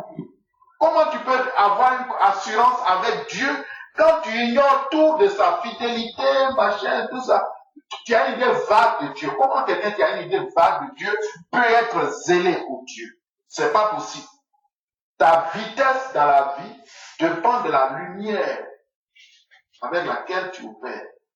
Prenez, en son temps, c'était Carl Lewis, champion, recordman du monde, 4 records mondiaux, l'homme le plus rapide en son temps. Mais tu prends Carl Lewis, tu le mets sur la piste avec Christ, le petit qui est là. Tu bandes les yeux de Carl Lewis, champion du monde, l'homme le plus rapide. Tu lui bandes les yeux et puis tu mets le petit là, dis bon, allez-y. Qui va arriver le premier? C'est le petit là qui va arriver. Parce que lui, il est rapide, mais il n'y a pas de visibilité. Ta voiture peut faire 300 km à l'heure, mais sur l'autoroute du Nord, s'il y a brouillard, tu ne peux même pas voir au-delà de 3 mètres. Est-ce que tu peux faire 200 km à l'heure? Ce n'est pas possible. Donc c'est la lumière, la révélation qui te donne de la vitesse dans la vie. Si vous voyez certaines personnes exceller avec le Seigneur, tout dépend du niveau de relation qu'ils sont avec Dieu. On ne reste pas comme ça dans le flou et puis on dit, bon, la grâce de Dieu n'a qu'à venir. La faveur, quand elle va venir, tu ne sauras même pas que la faveur est là. Non, tu ne pourras même pas profiter. La troisième façon, c'est le jeûne et la prière. Le jeûne et la prière. Oui, c'est important. Il y avait un décret magnifique que, par des machinations politiques, Aman a fait peser sur les Hébreux. Et puis, quand la reine Esther s'en est rendue compte, elle a demandé à Mardoché de la soutenir en prière. Tout le peuple n'a qu'à jeûner et prier. Elle aussi, elle va jeûner et prier. Ça fait longtemps qu'elle n'a pas comparu devant le roi. Vous pouvez noter le passage. Esther chapitre 4, verset 16 au chapitre 5 jusqu'au verset 3. Esther chapitre 4, verset 16 jusqu'au chapitre 5, du verset 1 à 3. Voilà. Et là, elle dit, dans le royaume, le roi Azérus, il a des principes. On ne comparait pas comme ça devant le roi si tu n'es pas invité. Alors, si tu n'es pas invité et que tu viens devant le roi, il y a 2 alternatives. Ou il te fait grâce, et puis il lève son bâton, tu as la vie sauve. S'il n'a pas levé son bâton, on te tue en même temps, ta compagne, ta dernière demeure. Elle est reine, ça fait plus d'1 mois qu'elle n'a pas encore vu le roi. Et elle n'a pas de rendez-vous avec le roi. Ah, elle doit aller. Mais il faut qu'elle aille pour sauver son peuple. Alléluia. Amen. Elle dit, je vais le faire, même s'il faut que je périsse, faut que je périsse. Si je dois périr, je périrai. Mais je vais y aller. Elle est partie au terme du jeûne et prière. Le roi l'a vue, il a tendu son sein. Elle a trouvé grâce aux yeux de Dieu. Pas avant d'avoir prié et jeûné. Alléluia. Amen. Alléluia. Amen. Non, on ne passe pas tout le temps à manger.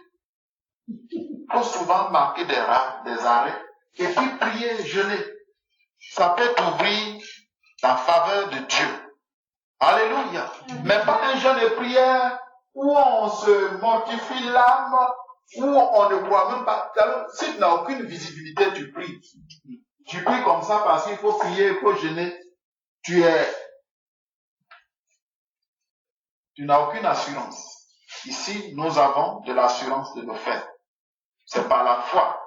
Nous parlons du déploiement des ailes de la foi. Tout ce que je suis en train de dire, c'est fondé sur la foi. Ce sont les ailes, la façon dont tu dois déployer les ailes de ta foi. S'il n'y a pas de foi, il n'y a pas d'ailes à déployer. Alléluia. Amen. Alléluia. Amen. Et quand le roi l'a vu, il dit, Esther, que veux-tu? Même si c'est la moitié de mon royaume, je te donnerai ça. N'est-ce pas là une faveur étrange? Alléluia. Amen. La quatrième façon, l'avant-dernier, et nous allons prier. La quatrième façon, c'est marcher dans la compagnie des favorisés, des personnes qui ont elles-mêmes reçu des faveurs étranges. Les identifier et à les avoir comme compagnie. Voilà. Marcher dans la compagnie des personnes qui ont reçu des faveurs étranges déjà. Proverbe chapitre 13, verset 20. Proverbe 13, verset 20. Il dit, celui qui fréquente les sages devient sage, mais celui qui se plaît avec les insensés s'en trouve mal. Celui qui fréquente les sages devient sage. Tu es avec les voleurs, bien on est en train de les rechercher. Le jour où on les a identifiés et tu es dans leur groupe, on vous embarque tous les deux. C'est pas évident ça. Bon, c'est pas sur la route là qu'on va prendre tes explications pour vrai. Va d'abord au poste. Tu vas séjourner là-bas. Et puis demain, on va voir si on doit t'écouter. Alléluia. La compagnie des sages procure la sagesse, mais celle des fous entraîne des malheurs. Aussi, la compagnie des personnes favorisées procure la faveur étrange. Attention à tes fréquentations. Attention à tes fréquentations. Le fils bien-aimé du patriarche Abraham, Isaac, était parti chez les Philistins à Guérar. Et puis, Dieu l'avait tellement béni pendant la saison sèche où il n'y avait rien à manger. Dieu lui a inspiré une technique. C'était l'irrigation. C'était une innovation de taille à l'époque. Les autres, ils cherchaient des coins d'eau pour envoyer leurs troupeaux pour faire boire les animaux. Mais tous les coins d'eau ont pratiquement tari. Les autres, ils attendent que la pluie tombe et puis ils vont semer. Mais en saison sèche, donc il n'y a pas pluie. Qu'est-ce qu'il fait? Dieu lui donne une idée. Alléluia. Amen. Il creuse des puits. Et puis là, il verse, il commence à irriguer. Donc le sol là, qu'il y ait saison sèche, qu'il y ait la pluie qui tombe, lui toujours ses tomates sont toujours fraîches. Il y a toujours la verdure. Et comme il était le seul à produire de cette façon, il avait la liberté de fixer le prix qu'il veut. Et le type là s'enrichit. La Bible dit qu'il était devenu fort riche, très riche. Et ça a suscité la colère la jalousie de ceux qui étaient dans les contrées. On dit, va-t'en. Il est parti. Mais là où il est arrivé encore, le type prospère. Et le roi, Abimelech, lui et ses grands, sont allés voir Isaac. Genèse, chapitre 26, verset 26 à 28. Vous lirez ça après. Genèse 26, verset 26 à 28. Ils ont dit, nous avons vu que Dieu est avec toi. La grâce de Dieu est sur ta vie. Donc, on est venu nous lier d'amitié avec toi. On va faire ensemble. Les gens vont te chercher. Ce que je suis en train de dire, ce n'est pas des théories. C'est ce que la famille du pasteur vit. Notre fille qui est actuellement en Afrique du Sud. Dans le ministère, ce n'était pas facile au départ. Donc, il y a des moments où même pour lui payer le transport pour qu'elle aille à l'école, ce n'était pas évident. Je me souviens, il y a 2 ou 3 fois comme ça, elle est restée à la maison sans aller au cours. Alléluia. Amen. Maintenant, la petite se met sur la route en train de partir. Les gens font embouteillage pour la prendre, pas pour la draguer. Je comprends déjà ce qui est facile dans ce moment. Mais des personnes, pères, mères de famille, ils sont dans leur voiture et puis ils s'arrêtent. Il y a un jour où ça a conduit cette femme-là à venir au ministère. Rebecca Grace passait et puis il y a une tante qui l'a vue. Elle s'est arrêtée. En même temps qu'elle s'arrêtait, il y a un autre tonton qui a arrêté son véhicule. Mais celle dont je parle là, elle est la troisième, leur véhicule est le troisième qui vient s'arrêter pour prendre la même petite. Donc, ça a tellement choqué. Et ça ne n'est pas arrivé une seule fois, plusieurs fois. La femme n'a pas arrivé. Elle a dit, mais attends. Le jour où elle a réussi à la prendre, elle a dit, mais toi, là, ton Dieu, là, il est comment? Où tu pries? Abidjan, ici, les gens font embouteillage pour te rendre service. Donc, elle est venue à la maison.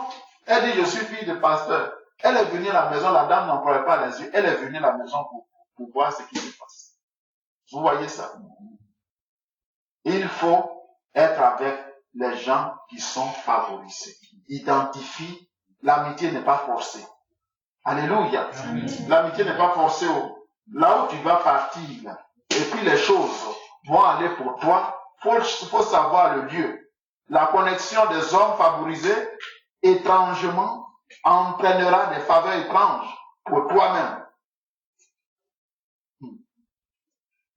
La faveur étrange qui coule dans cette commission est également ton partage au nom puissant de Jésus-Christ.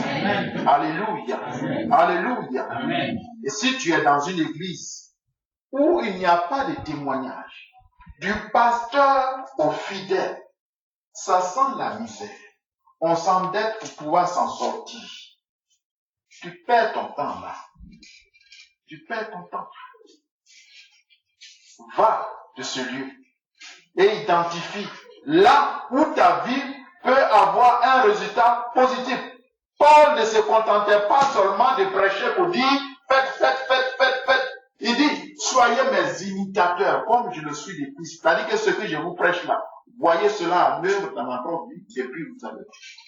S'il est incapable de te montrer des résultats tangibles de ce qu'il est en train de prêcher, ça sert à quoi? Ce n'est pas des théories.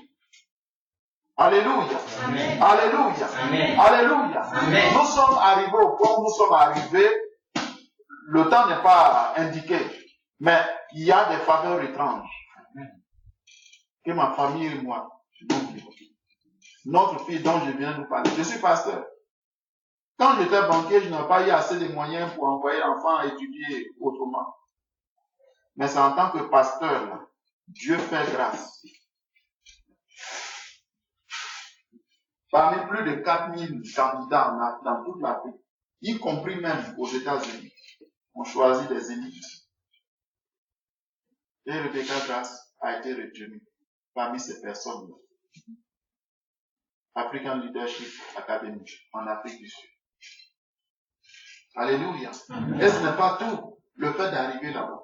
Là-bas, je vous rendais témoignage de ce que Dieu opère en quittant sur la route. Tu n'as pas besoin, bien aimé, ma fille, ou bien qui a encore mieux, tu n'as pas besoin de te mettre nu pour que tu saches que tu es bien habillé. Non. ne te laisse pas abrutir par le diable. Dans son habillement, qu'on ne trouve pas sexy, elle arrive sur la route, toute l'administration, tout le monde est tenu en éveil. On trouve qu'elle est bien habillée. De toutes celles qui sont parties en pantalon, en bric-à-brac, rien n'a retenu qui que ce soit. C'est elle. Et au point que la secrétaire de l'administration de l'école envie.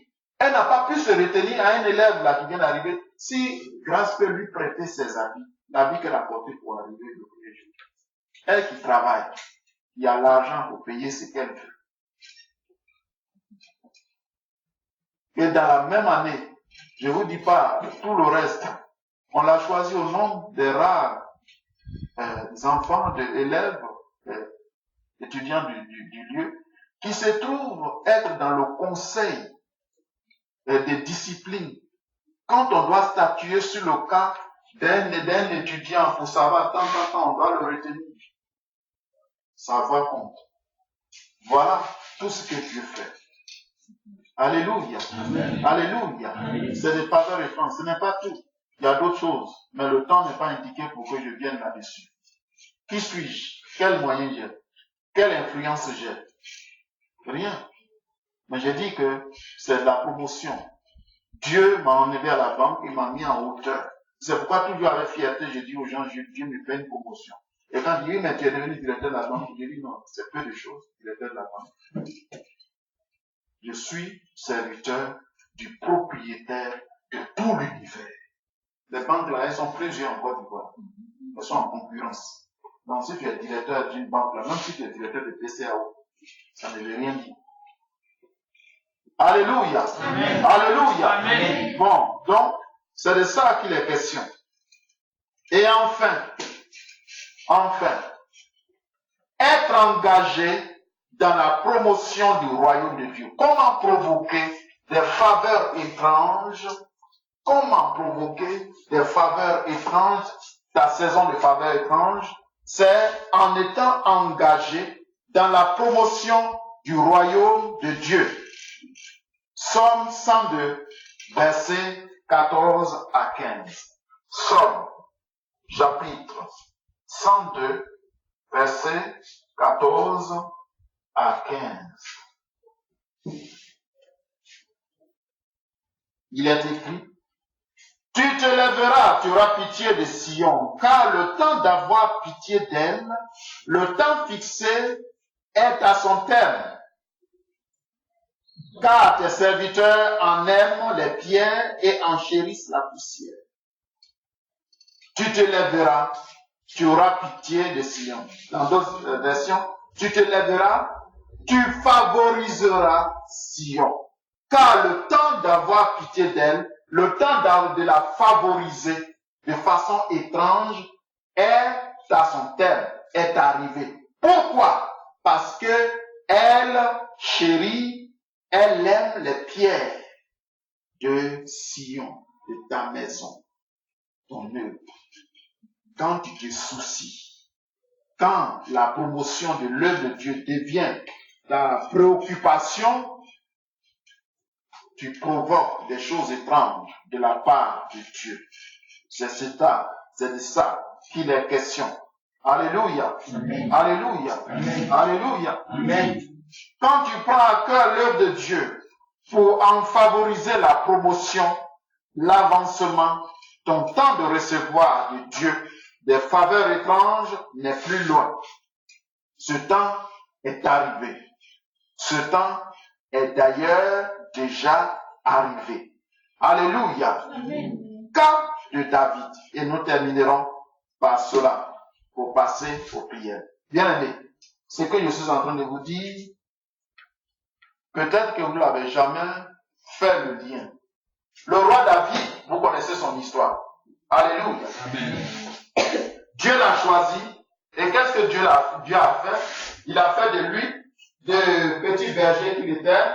Alléluia. Amen. Alléluia. Amen. Alléluia. Amen. Alléluia. Amen.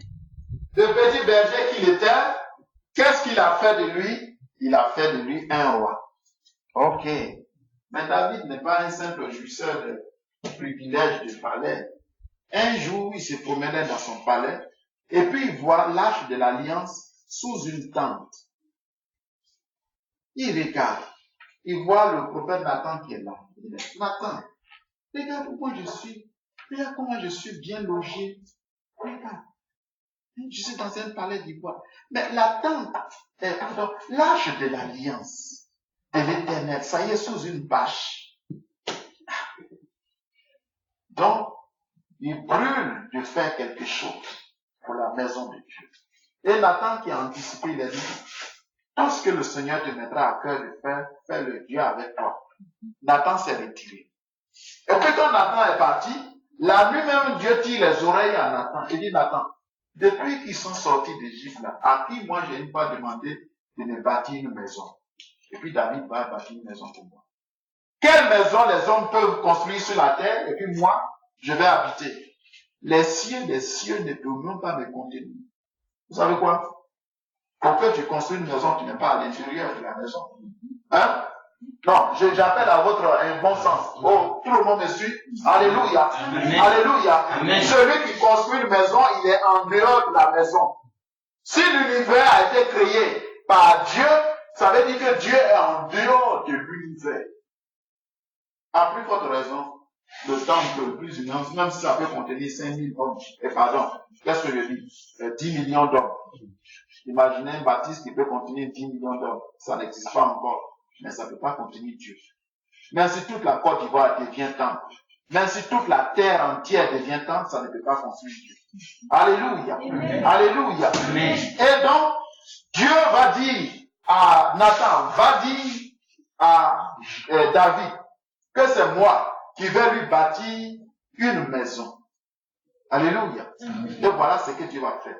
Il dit, comme tu as eu ça à cœur, moi je vais bâtir ta maison. Et voilà comment Dieu bâtit sa maison. Il ne manquera jamais d'héritier de David sur ton trône. Ton trône sera éternel. Dieu a dit son trône est éternel.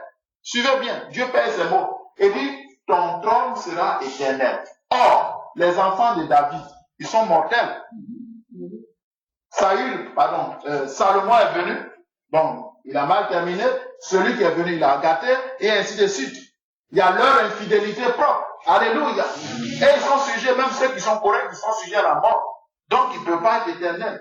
Dieu s'en est rendu compte. Il dit, bon, puisque j'ai juré à David que je vais rendre son trône éternel, comment je fais? Dieu prend son propre fils et il le fait adopter par un fils de David. Jésus naît de façon étrange dans ce couple-là de fiancés qui n'étaient pas encore ensemble. Mais Marie était fiancée à Joseph. Joseph est de la maison de David. Alléluia. Amen. Vous voyez le schéma de Dieu? Et Dieu fait que Joseph soit le père aux yeux de tous, le père de Jésus. De sorte que quand l'aveugle Bartimée demandait l'intervention de Jésus, pratiquement tout le monde, Jésus, fils de David, Jésus, fils de David, fils de David. Pourquoi il dit fils de David? Parce que Joseph, son père adoptif, c'est nous qui disons père adoptif, mais sinon pour les Juifs, Joseph est le père de Jésus.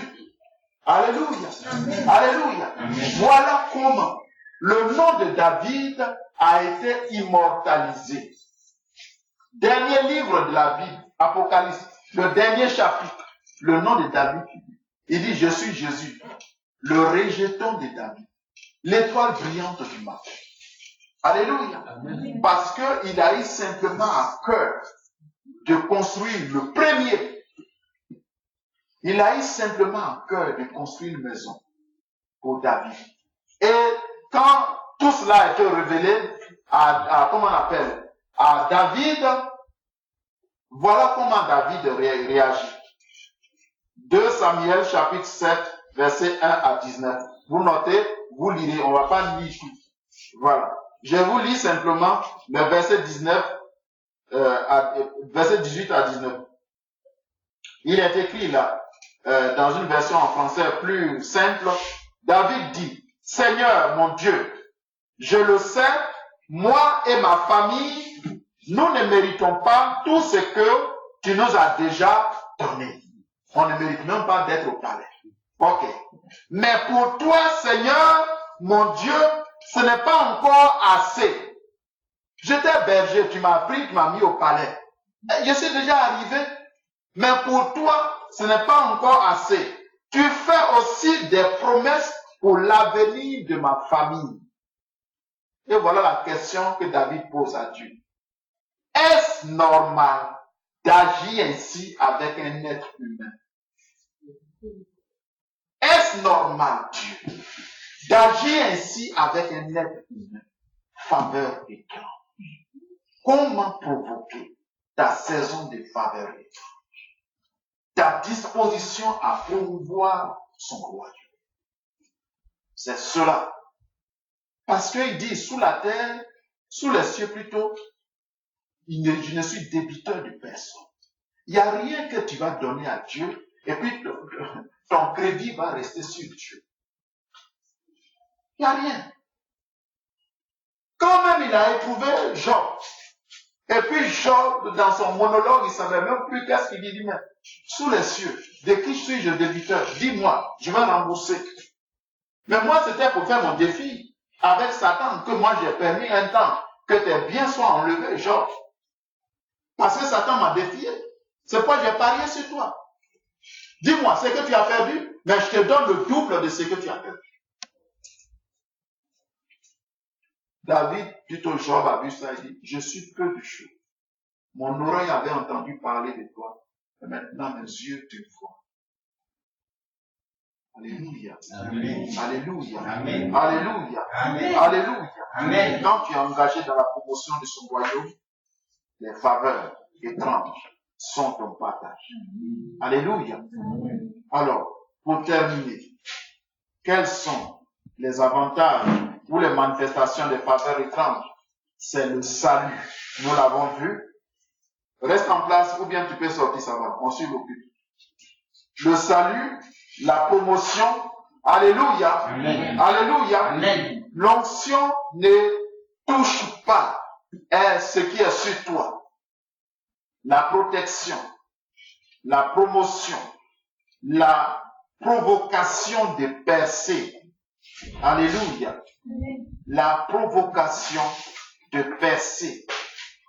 Et l'une des faveurs étranges, c'est le mariage. Proverbe 18, verset 22 dit que celui qui a trouvé une femme a trouvé le bonheur. C'est une faveur qu'il obtient de l'Éternel. Celui qui a trouvé une femme a trouvé le bonheur. C'est une faveur qu'il obtient de l'Éternel. Les choses sont ce que Dieu dit qu'elles sont. Une femme est une faveur de l'Éternel. Que le diable veuille ou non, voilà comment Dieu conçoit. Il n'est pas bon que l'homme soit seul, je lui ferai une être semblable. La femme est créée. Ève a été créée. Dès que Adam l'a vue, il est devenu le grand poète. Celui qui trouve une femme a trouvé le bonheur. Voilà la destinée de la femme. C'est d'être une faveur de l'Éternel pour l'homme. Si dans ton foyer, le diable a présenté les réalités autrement pour faire croire le contraire de ce que Dieu dit, que Dieu au contraire soit reconnu pour vrai et tout homme pour menteur. Le diable ne peut que mentir. Alléluia. Amen. Alléluia. Amen. Je décrète du haut de cette chair, sur cette montagne, je décrète qu'en tant que femme, tu es une faveur de l'Éternel, une faveur étrange de la part de Dieu au nom de Jésus-Christ. Tu as une faveur étrange pour ton mari au nom de Jésus-Christ. La grâce pour devenir cette faveur étrange, reçois-la ce matin au nom puissant de Jésus-Christ. Si l'ennemi l'a volé dans ta vie, Dieu te restaure ta dimension originale. Au nom puissant de Jésus-Christ. Celui qui trouve une femme a trouvé le bonheur.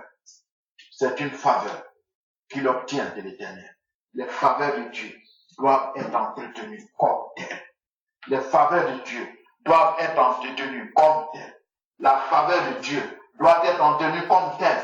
Ne fais pas comme Adam, qui a laissé sa femme se vadrouiller, aller chez le tentateur qui n'est même pas venu à son secours. Et qui plus tard, le premier à l'accuser, Dieu, c'est celle que tu as mis à côté de moi. Il n'a pas apprécié à sa juste valeur la faveur que Dieu lui a donnée.